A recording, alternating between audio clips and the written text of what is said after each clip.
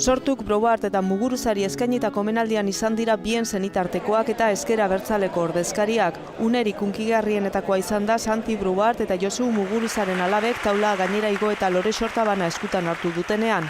Ekitaldian Fernando Barrenak hartu du hitza. Galek duela 30 eta 25 urte hildako ezker abertzaleko kideen ekarpena goraipatzeko. Josuk eta Santik asmatu zutela esan dezakegu.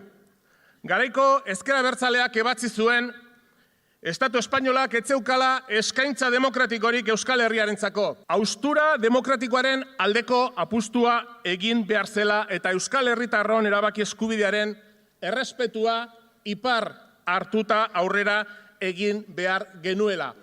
Ekitaldi honetan Bilboko Euskalduna jauregian bildutakoek Zoardia laster estreinatuko den dokumentala ikusteko aukera izan dute, alegia Muguruza izan zenari eskainitako lana.